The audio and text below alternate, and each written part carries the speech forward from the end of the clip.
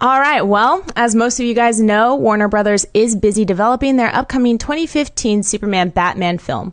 Now, one of the top priorities is casting their new Dark Knight. We've speculated a lot on this show about who could possibly wear the cowl next, and while according to a new report, you may be able to narrow down the candidates down to people in their 40s. According to popular Batman site, Batman on Film, the new Batman won't just start out in his superhero career, but rather he'll be a grizzled veteran who has been on the job for several years. Dennis, so what do you think about all this, and what do you make about a more seasoned Batman?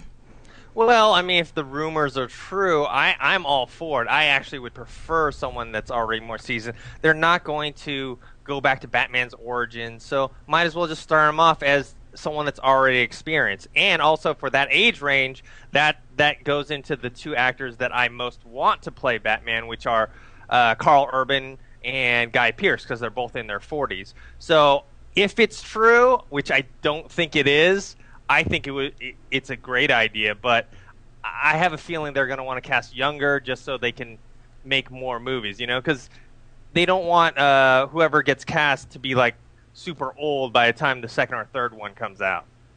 I think they're fine. I really do. And I've said for a long time, I want the seasoned grizzle. I want the wise, battle-tested, seasoned Batman who's already a thoroughly proven badass, as opposed to some 27-year-old kid who's just getting started in it and all that kind of stuff. I think it's the right thing to do. Now, look, Iron Man, Robert Downey Jr. is now in his 50s.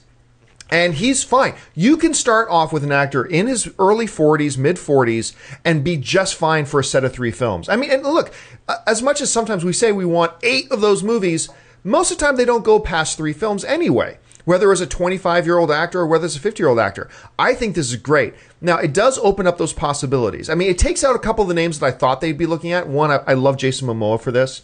I've really wanted Jason Momoa for Batman, absolutely, but not if they're going to do what I hope they're going to do, which is cast in his 40s. Then he's out. You can also pretty much disqualify Armie Hammer.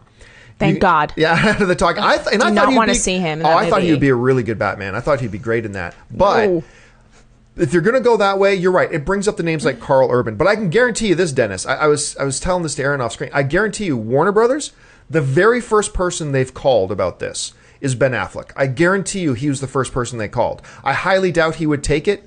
But Affleck is a golden child for Warner Brothers right now. And so I don't think he's going to take it at all, but I think he's the first guy. But I still stand by my belief that I believe they've already got their guy.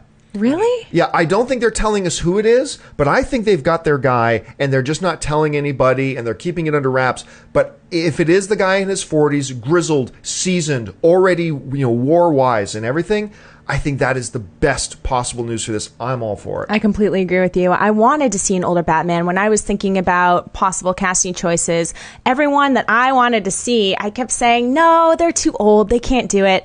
But now that this news is coming out, I'm thinking this is great because I want Jim Caviezel to be Batman. I think he'd be amazing. That's a really interesting choice. And Dennis, Carl Urban, I think is an amazing choice too. And I hadn't really given much thought to that. After you said it though, I'm like, wow, that would be incredible. I'd love to see him do that.